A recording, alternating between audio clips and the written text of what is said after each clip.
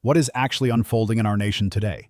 It is a question of the highest order, touching upon the very marrow of our independence and our future as a leader on the global stage. At its heart, we see a sovereign nation, our beloved Canada, striving to make the most prudent and strategic decision for its long-term national defense. Yet, in a turn of events that feels more like a Cold War thriller than modern diplomacy, the ambassador of our most significant ally has publicly issued a threat that echoes from the halls of power in Washington directly into the living rooms of every Canadian citizen. Standing before a global audience at the Munich Security Conference, U.S. Ambassador Pete Hoekstra did not offer the hand of partnership. Instead, he brandished a weapon of economic leverage that has left many of us questioning the true nature of our alliance. He declared, in no uncertain terms, that Canada must purchase the American-made F-35 fighter jet, or we should not expect a trade deal with the United States. This is not a hypothetical scenario, a political fever dream, or a made-up plot for a television drama. This is the reality currently facing Ottawa, and it demands our full attention. Ambassador Hoekstra has effectively transformed what should have been a technical military procurement decision into a full-blown diplomatic crisis. The facts are clear and well documented. Ottawa had previously moved toward an order of 16 F-35s. However, Prime Minister Mark Carney is now wisely considering hitting the pause button on this massive commitment. His reasoning is sound and reflects a deep commitment to the Canadian taxpayer. He believes there is a better, more sustainable, and more technologically advanced option for Canada's future. In a world where diplomacy usually happens behind closed doors with mutual respect, the response from Washington was jarring and unprecedented. It was not a negotiation. It was a blunt ultimatum. But this story is far more profound than a debate over avionics, stealth coatings, and jet engines. It is a fundamental inquiry into whether a country like ours can still decide its own defense future, or whether we are destined to accept choices forced upon us by external powers. When Ambassador Hoekstra stood at that podium, he didn't hide his message. He used the F-35 as a bargaining chip, telling us that if we do not buy their planes, we lose our trade. To many of us who remember a time when alliances were built on shared values rather than coercion, this is not the behavior of an ally. It is diplomatic blackmail. And frankly, those calling it blackmail are not wrong to do so.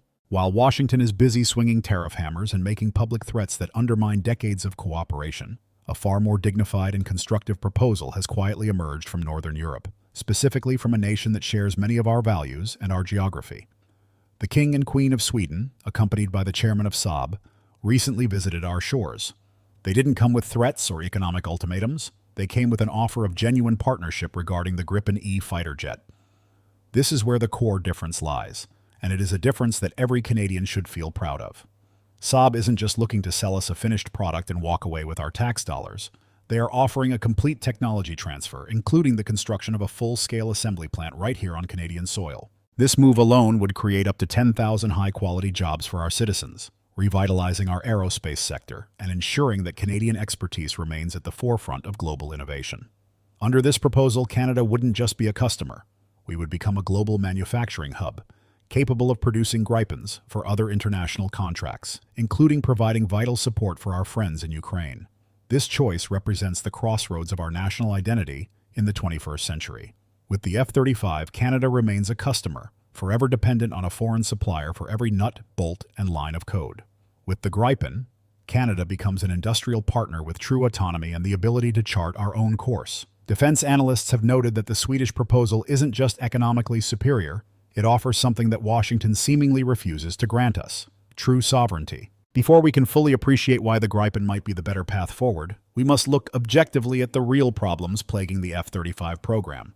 The facts that Lockheed Martin and their well-paid lobbyists prefer to keep in the shadows.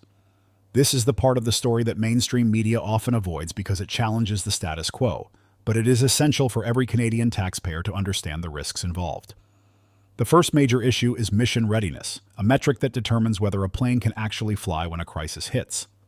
U.S. Senator Roger Wicker, in a recent hearing, admitted a very uncomfortable truth that should give us all pause. F-35s are frequently grounded and unable to operate when they are needed most.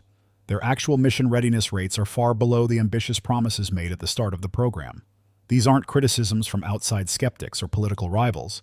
These are admissions from the highest levels of the U.S. government itself. Reports from the Government Accountability Office have shown that repair and maintenance costs have already exceeded budgets by a staggering $6 billion, with delivery schedules delayed by at least 5 years. When we commit tens of billions of taxpayer dollars to a weapon system, we should be able to expect it to work reliably. The reality, however, tells a different story of delays and technical hurdles. The second and perhaps most alarming problem for a sovereign nation is technology control. This is the critical detail that few pay attention to until it is too late.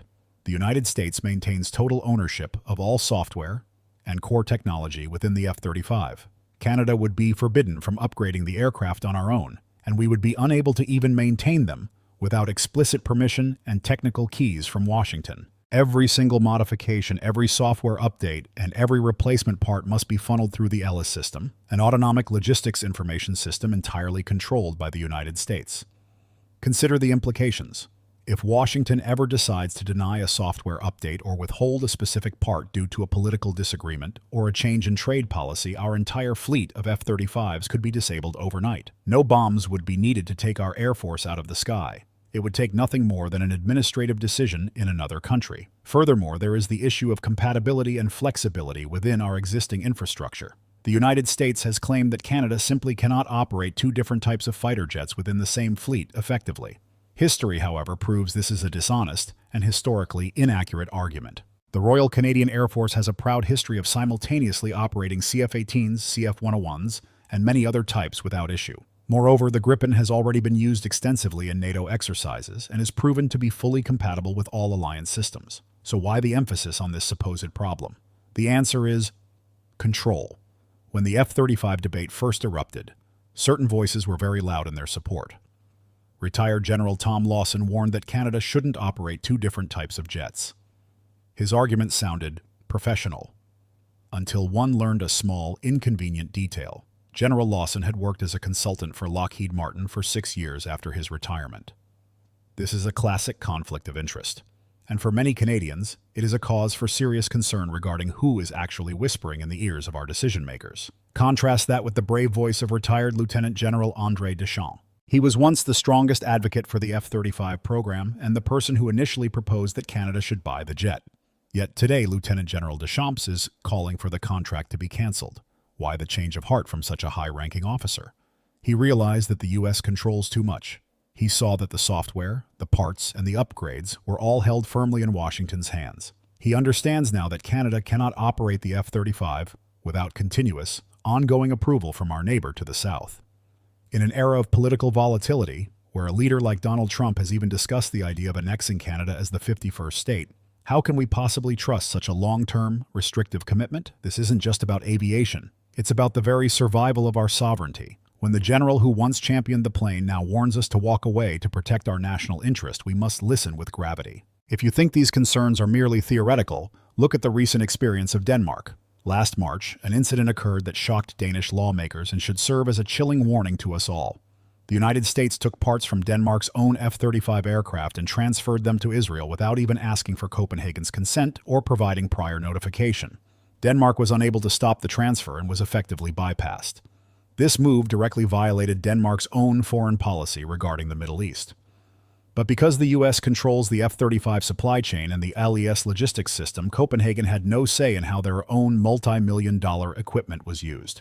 Rasmus Jarlov, a Danish member of parliament who had originally supported the F-35, expressed his deep regret, stating that they thought they were buying jets, but they were actually just renting them, while the U.S. held the keys. This is what European analysts call conditional sovereignty. You own the metal, but another nation owns the ability for that metal to function. Does Canada want to find itself in this exact position, where our foreign policy is dictated by who holds the spare parts to our jets?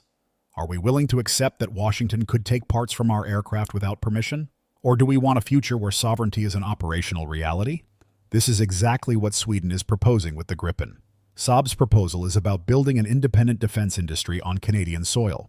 They are committed to a full technology transfer, allowing Canada the capability to manufacture Gripens for ourselves and for export. This would mean 10,000 high-quality aerospace jobs for Canadians, ensuring that our grandchildren have bright futures in high-tech manufacturing. Compare that to Lockheed Martin's proposal, which offers a few hundred supply jobs, jobs that a previous U.S. administration even demanded be moved back to the United States under America First policies. With the Gripen, Canada would own the source code. We could upgrade the planes on our own schedule, maintain them on our own terms, and make our own decisions about where and how they are used.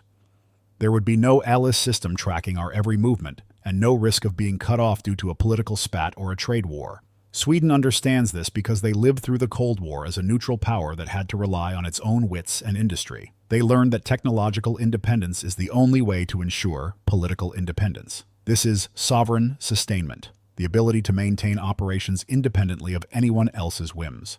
Beyond the politics, there is the practical matter of our unique geography. Both Sweden and Canada are Arctic nations. We need aircraft that can thrive in extreme cold, landing on short runways or even snow-covered highways in the high north. The F-35 was designed for massive bases and aircraft carriers. The Gripen was designed to survive and fight in the harsh, unpredictable conditions of the north. Now let us consider the financial reality, where the truth becomes even more striking for those of us concerned with fiscal responsibility. Lockheed Martin advertises the F-35 at roughly $85 million per unit. However, that is only the entry price. The real cost is in the decades of operation and maintenance that follow. The Office of the Auditor General of Canada estimates that the total cost of ownership for 88 F-35s over 30 years could reach $50 billion. This doesn't even account for the cost when the U.S. unilaterally raises part prices or licensing fees. The cost per flight hour for an F-35 is between $35,000 and $47,000. In comparison, the Gripen E costs approximately $8,000 per flight hour. These aren't just Saab's numbers, these are figures from nations that operate both types in NATO exercises. With the F-35, our defense budget flows directly to a foreign corporation. With the Gripen, that money is invested in our own factories, our own engineers, and our own infrastructure. Auditor General Karen Hogan has also pointed out that the F-35 would require us to spend hundreds of millions of dollars just to redesign our existing aircraft hangars at Cold Lake and Bagotville to meet strict U.S. security requirements, with timelines pushed back to 2031. We must ask ourselves, is this how allies treat each other? When Ambassador Hoekstra threatened our trade deals, he wasn't defending our shared security. He was defending corporate profits. A truly superior product does not need threats to sell itself. If the F-35 were truly the best value for Canada, it would win on its own merits in a fair competition. Instead, Washington chose the path of ultimatums because their argument wasn't strong enough to convince us otherwise. Canada stands at a historic crossroads, a moment that will define our place in the world for the next half-century. One path is the familiar one, bowing to pressure, buying the F-35, and hoping that our relationship with an increasingly unpredictable neighbor remains stable for the next 30 years. But is that hope realistic, given the shifting tides of global politics? The other path is bolder and reflects the true Canadian spirit, accepting the Gripen proposal, building our own independent defense capacity, and sending a clear message that Canada's sovereignty is not for sale. There may be short-term challenges, and there may be diplomatic pressure, but the question every Canadian must answer is this: is our autonomy worth the effort? Are 10,000 jobs and technological independence more important than pleasing an ally that uses threats instead of cooperation? Prime Minister Carney has stated he wants the best for Canada, not for Washington and not for Lockheed Martin. The budget is there. The money is ready. The question now is whether we have the courage to choose our own path. If a nation cannot decide for itself how to defend its own skies, can it truly call itself sovereign? We owe it to the generations that came before us, who built this country on the principles of peace, order, and good government, to make a decision that reflects our strength, not our fear. We are a nation of builders, innovators, and thinkers. We deserve a defense strategy that respects our intelligence and our industry. As we reflect on these significant choices for our nation's future, it is important to remember that our strength as Canadians has always come from our ability to stand together in the face of adversity. The discussions we have today will shape the security of our children and grandchildren for decades to come. It is heartening to see so many of you engaged in this vital conversation about our national identity and our role in the world. Your voice matters in ensuring that our leaders remain accountable to the interests of the Canadian people first and foremost. We are not just a market for foreign goods. We are a nation with a proud history and an even brighter future if we choose to invest in ourselves. The lesson here is one of self-reliance and the value of true partnership. Sweden has shown us that there is a way to be a modern military power without sacrificing the keys to your own house. They have offered us a seat at the table, not just a bill at the end of the meal. By choosing to build our own capacity, we protect our economy, our jobs, and our right to say no when our interests don't align with others. This is the hallmark of a mature, confident nation. It is time we acted like one. Thank you to the viewers of this channel for creating such a thoughtful and respectful space for this important national discussion. It is through these shared insights and our collective commitment to the truth that we can truly safeguard the future of our great maple leaf. Your engagement and your passion for our country's sovereignty are what drive this conversation forward and keep our democracy healthy. We must continue to demand transparency and integrity in every decision made on our behalf, especially those involving billions of our hard-earned dollars. Together, we can ensure that Canada remains strong, proud, and truly free. Please share your thoughts below on how we can best protect our northern skies while keeping our national spirit independent. I would especially love to hear from those of you who have worked in our aerospace or defense sectors. Your perspective is invaluable. Thank you for being part of this community and for standing up for the values that make Canada a leader on the world stage. Thank you for making this content possible through your support and your curiosity. Let's continue to seek the best path for our country, together.